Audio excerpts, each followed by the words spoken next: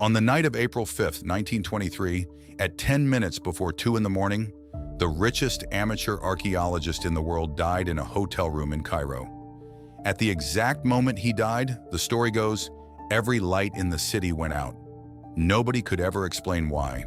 And back in England, on his estate, his dog, a three-legged fox terrier named Susie, threw back her head, howled once, and fell dead. His name was Lord Carnarvon, and 5 months earlier, he had done something no living person had done in over 3,000 years. He had walked into the sealed tomb of an Egyptian king. Within weeks of his death, newspapers on both sides of the Atlantic were printing the same 3 words, the Pharaoh's curse. They said an inscription had been found at the door. Death shall come on swift wings to whoever disturbs the king. They said the men who opened that tomb were being hunted, one, by something that had waited in the dark for 3,000 years to be woken. And over the next decade, more of them did die. Strange deaths, sudden deaths, and the world kept score. 20 of them, some said, 26. The number climbed with every retelling. So here's the question I want you to sit with. Was it a curse? Was it the greatest coincidence in the history of archaeology? Or was it something else? Something real, buried inside that tomb, that the newspapers never understood and science took almost 100 years to explain? Because the truth is stranger than the curse. Let me show you. To understand the curse, you have to start with the man who supposedly triggered it. And he wasn't a grave robber. He was an Englishman who had spent 30 years failing. Howard Carter was a difficult, stubborn, self-taught archaeologist who had convinced himself of one thing almost nobody else believed, that there was still a pharaoh left to find in the Valley of the Kings. By the 1920s, the experts considered the valley finished. Every tomb had been located. Every tomb had been robbed in antiquity, picked clean. Carter disagreed. He believed one king was still down there, untouched. A minor king, a boy, Tutankhamun. For years, a wealthy aristocrat named Lord Carnarvon paid for the digging. Season after season, Carter found nothing. And by the summer of 1922, Carnarvon had run out of patience and money. He called Carter to England and told him it was over. Carter begged for one more season and offered to pay for it himself. Carnarvon, almost out of pity, agreed to fund one final dig. That one last season is the only reason you know the name Tutankhamun. On the 4th of November 1922, a boy carrying water to the workers is said to have brushed the sand from a stone step. Carter cleared the earth and found a staircase cut into the valley floor, leading down to a sealed doorway. Stamped into the plaster were the seals of the royal necropolis, unbroken. Whatever was behind that door had been closed for over 3,000 years, and no one had been through it. He sent a telegram to Carnarvon in England and waited 3 weeks for the old man to sail to Egypt before he opened it. On the 26th of November, Carter made a small hole in the inner sealed door, held up a candle, and looked through. The hot air rushing out made the flame flicker. Behind him, Carnarvon asked, "Can you see anything?" And Carter, staring into a room that hadn't seen light since the Bronze Age, said the 4 words that went around the world. Yes, wonderful things. Gold. Everywhere gold. Statues, chariots, thrones, carved animals, chests, the only near-intact royal tomb ever found in Egypt, glittering in the dark. That gold burial mask would become, almost overnight, the most famous face on the planet. But something else happened that day, and this is where the curse is born. That same afternoon, back at Carter's house, a cobra got into the cage of his pet canary and swallowed it whole. Now, a cobra is not just a snake in Egypt. The rearing cobra, the uraeus, was the symbol on the pharaoh's own crown, the serpent that spat fire at the king's enemies. To the Egyptian workmen, the meaning was immediate and obvious. The king's guardian had struck. They had disturbed him, and he was awake. For a few months, nothing came of it. The world was drunk on the discovery. Then in the spring of 1923, Lord Carnarvon nicked a mosquito bite on his cheek while shaving. It got infected. The infection turned to blood poisoning, then to pneumonia. And on the 5th of April, 5 months after he first stepped into the tomb, he was dead at 56. That was all the world needed. The problem was that Carnarvon had sold the exclusive rights to the story to a single newspaper, the Times of London. Every other paper on Earth was locked out of the biggest story of the decade. So they reached for the one angle nobody could own, the curse. Overnight, invented details appeared. An inscription, they wrote, had been carved above the tomb's door. Death shall come on swift wings to him who disturbs the king. No such inscription existed. Nobody ever found it. It didn't matter. And the timing kept helping them. Only days before Carnarvon died, a well-known novelist named Marie Corelli had written to the papers, warning that terrible punishment awaited anyone who dared enter a sealed Egyptian tomb. When the old man died almost on cue, she looked less like a novelist and more like a prophet. It was pure coincidence.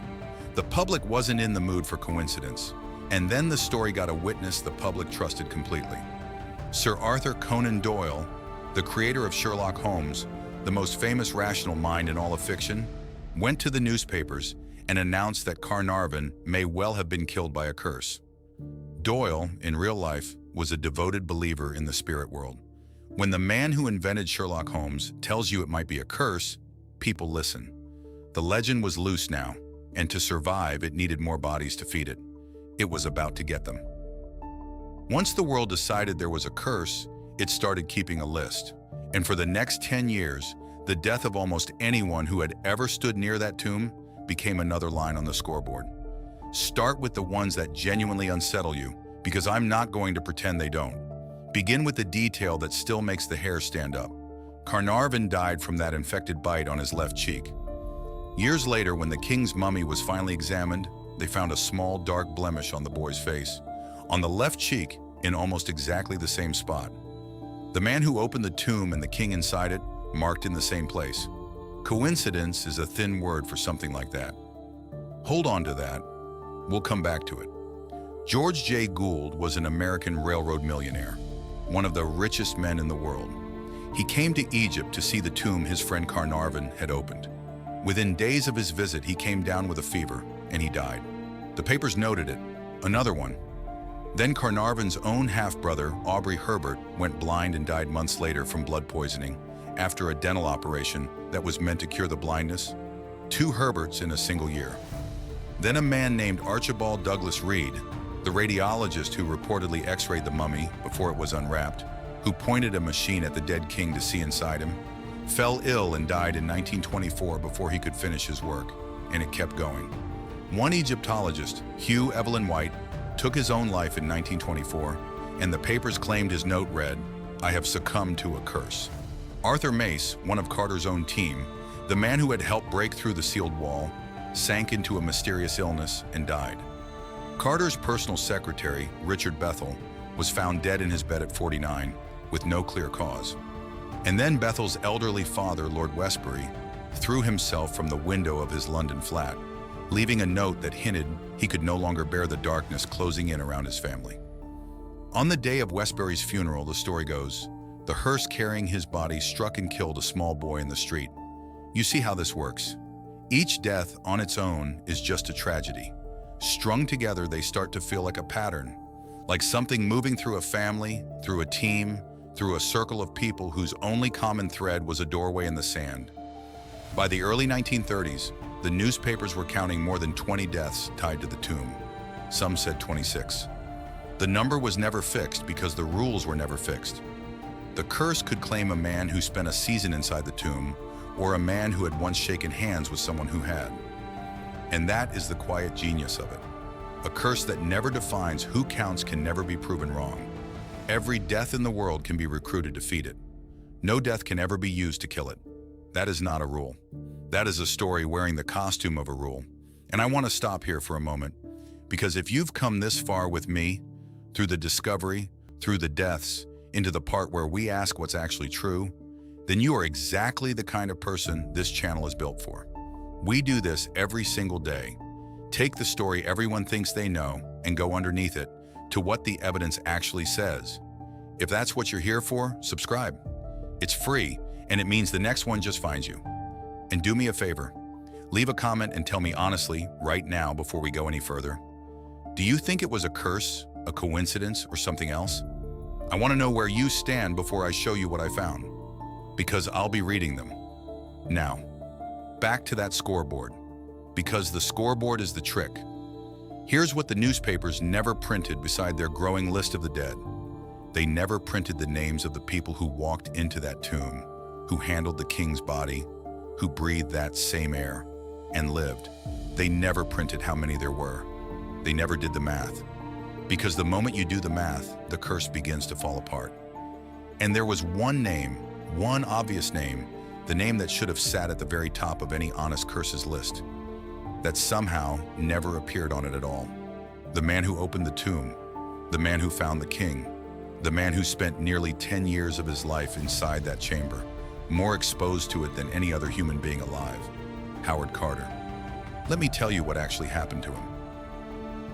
If the curse were real, if there were something in that tomb hunting the people who violated it, then Howard Carter is the man it should have destroyed first.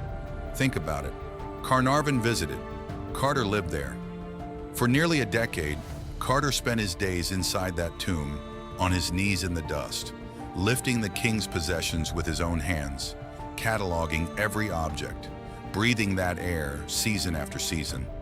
He was in the burial chamber when they raised the lid of the sarcophagus. He was standing over the body when they cut the mummy free of its golden mask. If being near Tutankhamun killed you, Howard Carter should have dropped dead in 1923, right beside Carnarvon. He didn't. Carter lived another 16 years. He died in 1939 in his own bed at the age of 64 of a cancer that had nothing to do with Egypt. The single most exposed human being on earth, the man who actually opened the tomb, was left completely untouched by the curse that was supposedly tearing through everyone around him. That alone should give you pause. But a curse is a feeling, and feelings don't bend to a single example. So in 2002, someone finally did the thing nobody in the 1920s had bothered to do. He counted. His name was Mark Nelson, an epidemiologist, a scientist who studies how illness and death actually move through a population. He went back through Carter's own records and pulled out the 25 Westerners present for the key moments: the breaking of the sealed door, the opening of the sarcophagus, the unwrapping of the body, the people the curse should have marked. Then he found the others, Westerners who were in Egypt at the same time but never exposed to the tomb itself. And he compared how long each group lived. The result was published in the British Medical Journal, and it is devastating in how boring it is.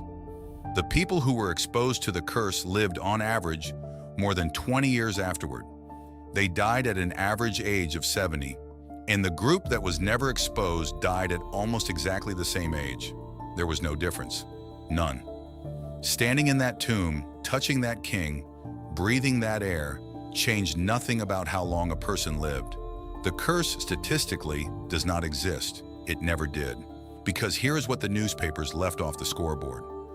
Lady Evelyn Herbert, Carnarvon's own daughter, one of the very first people to step into the tomb, she lived to 1980, deep into old age.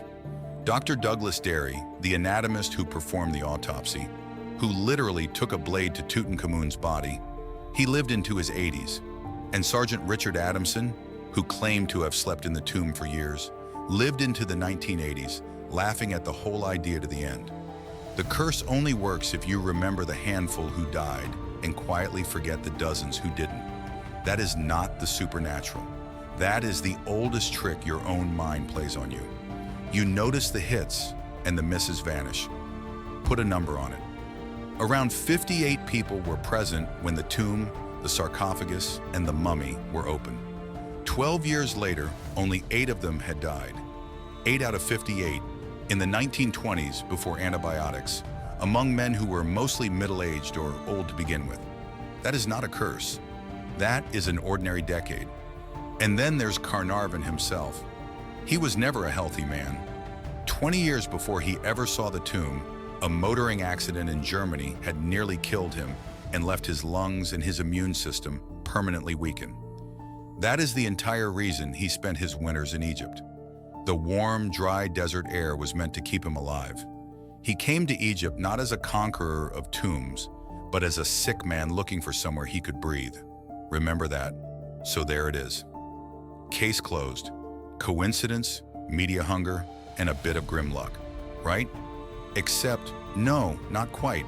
Because if you stop here, if you file the whole thing under "there was nothing in that tomb but our own imagination," you make the exact opposite mistake the believers made. You wave away something that was genuinely physically there. Carnarvon was dead in 5 months. Several people really did fall sick after going inside. And it turns out that a sealed chamber, closed for 3,000 years, is not an empty, harmless box.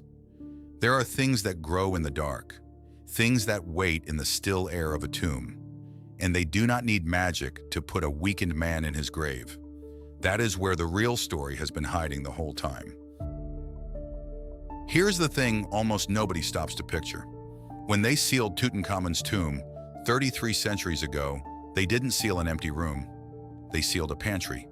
Egyptians buried their kings with everything the soul might need for eternity, and that included food, baskets of fruit, loaves of bread, cuts of meat dried and wrapped, jars of wine, flowers laid across the coffin in garlands, still faintly colored when Carter found them, linen, wood, reeds, all of it organic, all of it once alive. And then the door was shut, and the desert sealed it in warmth and darkness and perfect stillness for over 3,000 years. Now ask yourself a simple question. What grows in a warm, dark, sealed room full of food? Things grow in there. Not a spirit, not a demon. Mold, bacteria, fungus. In the still air of a sealed tomb, colonies of microscopic life can bloom across the offerings and the walls, feeding on what was left behind, releasing clouds of spores so fine you would never see them. So light they hang in the air, waiting for the first person to breathe in when the door finally opens. And 2 of those molds have names worth knowing: Aspergillus niger, Aspergillus flavus. Both have been found growing on ancient Egyptian mummies and inside old tombs. Both release spores that, once inhaled, can settle deep in your lungs.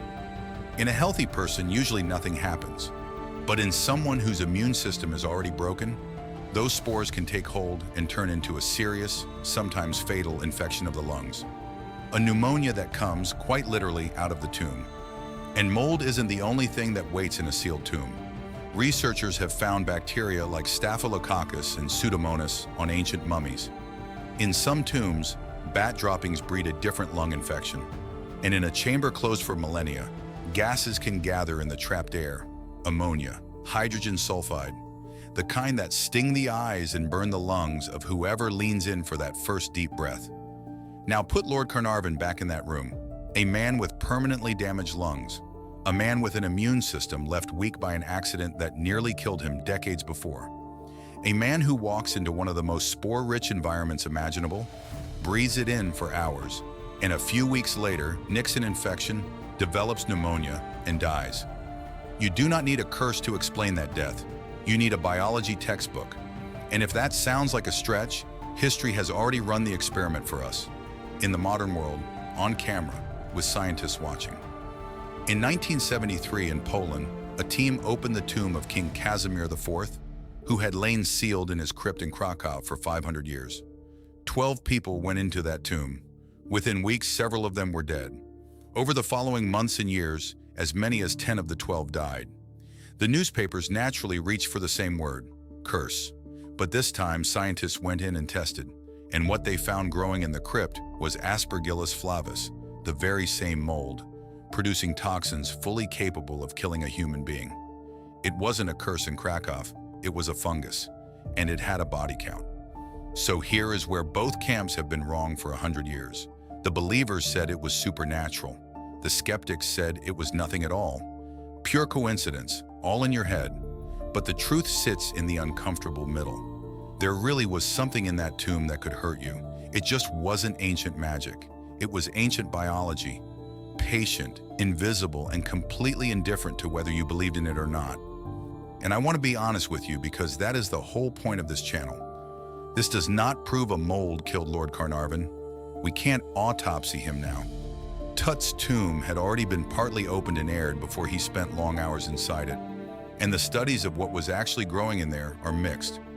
What the science proves is smaller and somehow more chilling. It proves the tomb was never harmless. It proves that a door in the sand, opened after 3,000 years, could kill a weakened man. No spirit required, which means the curse was real. It was just wearing the wrong costume. But the strangest part of this whole story isn't how the tomb might have taken a few lives. It's what the tomb gave back. Because once the world stopped obsessing over who the tomb had killed, science finally began asking a better question about the boy lying inside it, and the answer rewrote everything. For 50 years, the world argued about who the tomb had killed. Almost nobody asked the more interesting question: who was actually lying inside it? Because the real discovery in that tomb was never the gold, it was the body. And when science finally turned its full attention on that small, ruined mummy, it told a story sadder and stranger than any curse. For a long time, the popular theory was murder. There was a fragment of bone loose inside Tutankhamun's skull, and people decided he had been struck from behind. A boy king assassinated by someone in his own court. It was a good story. It was wrong. In 2005, they put the mummy through a CT scanner and took 1,700 images, slice by slice. The loose bone in the skull? Not a death blow. It had come free after death, from the embalmers or from Carter's own team when they pried the golden mask off his face. There was no sign he had been struck down. The murder theory, the thing that had gripped people for decades, evaporated under the scan. But the scan found something else. A break in his left leg, a fractured thigh bone that seemed to have happened just days before he died, with no sign of healing. A serious wound in an age before antibiotics, on a boy who, it was turning out, was in no shape to survive it. Then in 2010, they went deeper. They ran his DNA, and the results explained almost everything. Tutankhamun was the product of incest. His father was the heretic pharaoh Akhenaten. His mother was not a foreign queen or a great beauty. She was one of Akhenaten's own sisters, brother and sister. And that single fact rippled all the way down into the boy's fragile body. And his father hadn't just been any pharaoh.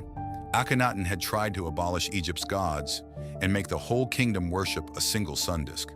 When he died, it fell to this frail boy to put the world back together, to restore the old gods. For that, later pharaohs tried to scrub him from history, chiseling his name off the monuments as if he had never reigned. Because Tutankhamun was not the golden athlete the mask suggests. He was sick. He had a clubfoot, a deformity that twisted his left foot so badly he could not walk without help. The bone in that foot was dying, a painful condition that left him limping and leaning. For years, people wondered why Carter found more than 130 walking sticks and canes packed into the tomb of a young king. They assumed they were symbols of power. They weren't. They were medical equipment. That boy needed them to stand. And there was more in his blood. Malaria.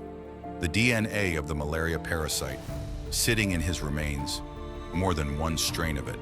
A frail, inbred teenager, his immune system already compromised, carrying malaria, who then shatters his leg. You don't need a conspiracy to kill that boy. His own body was already failing him. He most likely died from the broken leg, the infection, and the malaria at once. A sick child who fell and could not get back up. He was around 18 years old. But the tomb held two more revelations, and they hit very differently. The first is a blade. Among his treasures lay a dagger. And when scientists finally analyzed the metal, they found something that should not have been possible for the age. The iron in it had come from a meteorite, space metal. Iron that fell out of the sky as a burning rock, gathered up and forged into a blade for a king, centuries before Egypt was supposed to work iron at all. A weapon made from a falling star, resting against the body of a boy. The second revelation is the one that stays with me. In that tomb, Carter found two tiny coffins. Inside them were two mummified fetuses, two stillborn baby girls. DNA testing suggests they were Tutankhamun's own daughters. He had tried to start a line, and it had ended before it began. The boy king was buried with his children, the ones who never got to live. His bloodline died in that room with him. So look at what the tomb actually revealed. Once we stopped chasing ghosts, not a monster, not a murder victim, a sick, suffering, lonely young man, born of a forbidden union, who limped through a short life, lost his children, and died before he ever really lived, and was then forgotten so completely that history only remembers him by accident. That is the truth the curse was hiding, and it makes you wonder why the world clung to the ghost story so hard when the real one was lying right there. The answer says less about ancient Egypt than it does about us. To understand why the curse survived, why it beat the truth for 100 years, you have to understand the world it was born into. Because 1923 was not a rational moment, it was a haunted one. Only a few years earlier, the First World War had ended.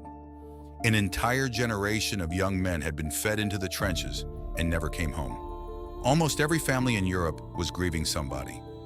And in the wreckage of all that death, something strange swept through the West, a hunger to believe the dead were still reachable. Spiritualism exploded. People crowded into parlors for seances, paid mediums to carry messages across the veil, searched photographs for ghosts.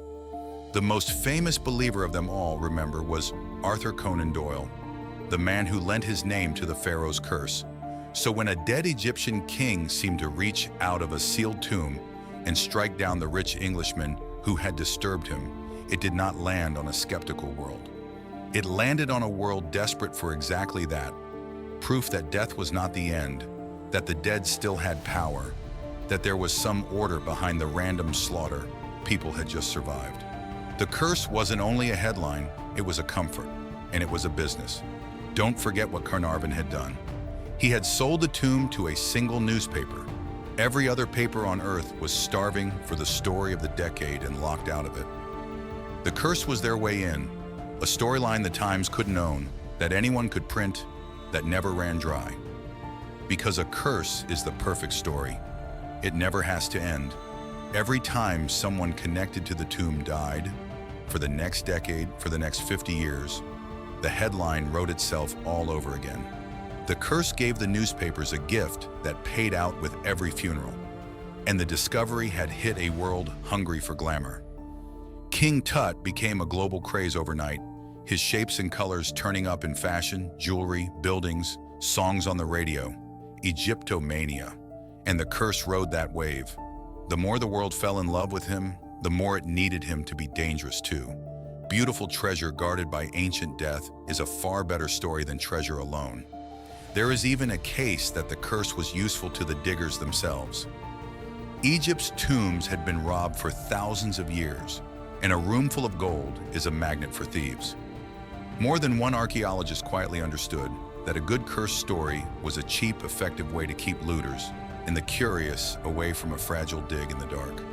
Fear is a lock that costs nothing, but underneath the grief and the profit, there's a deeper reason the curse refused to die. And it's the uncomfortable one. We are pattern-seeking animals. It's built into us at the deepest level.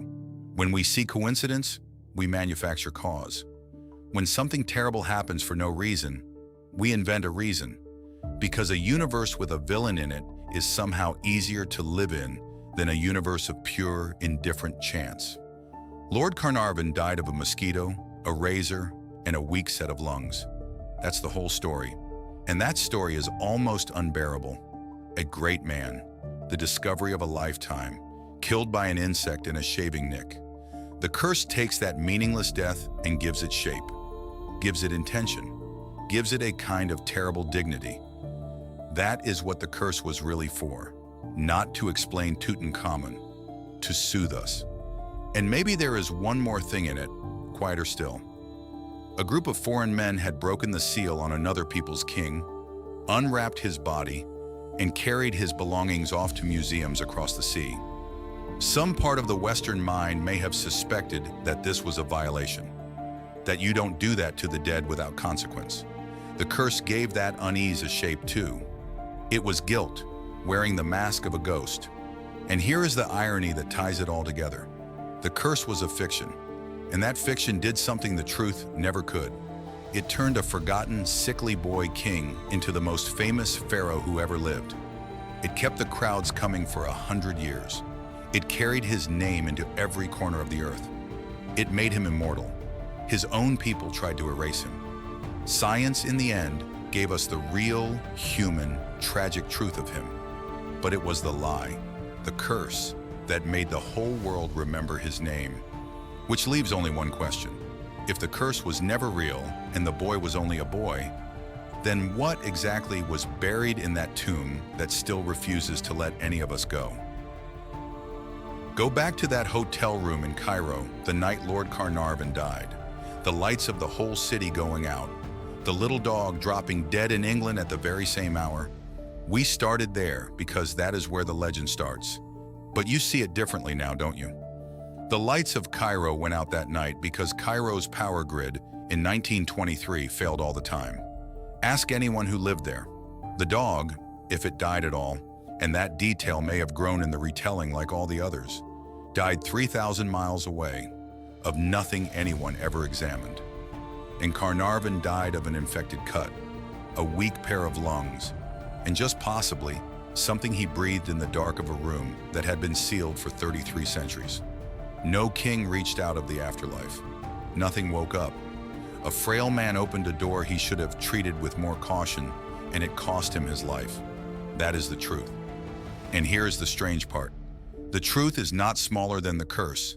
It's bigger. Don't mistake me. The tomb was not harmless. Something in that sealed dark really could sicken a weakened man. The fungus in a Polish crypt proved that much, with a body count of its own. The believers were right that the tomb could kill. The skeptics were right that there was no ghost. Both of them missed the same thing, that the danger was real and completely ordinary and asleep in the air the whole time.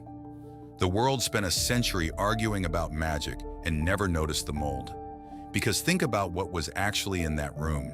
Not a vengeful spirit. A boy.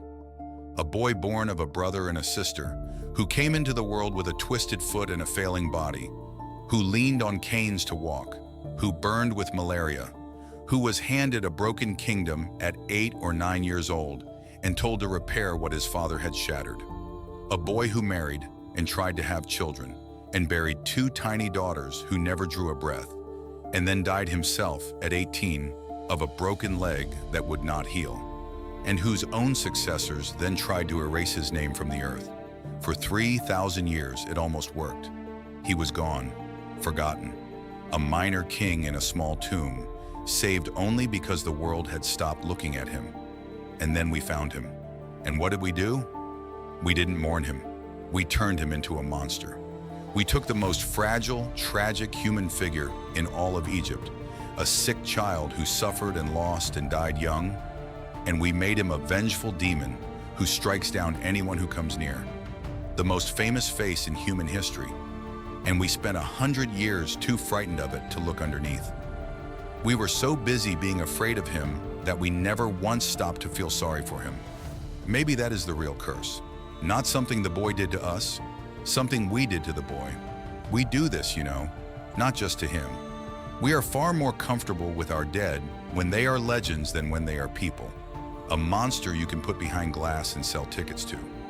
A suffering child you have to actually sit with.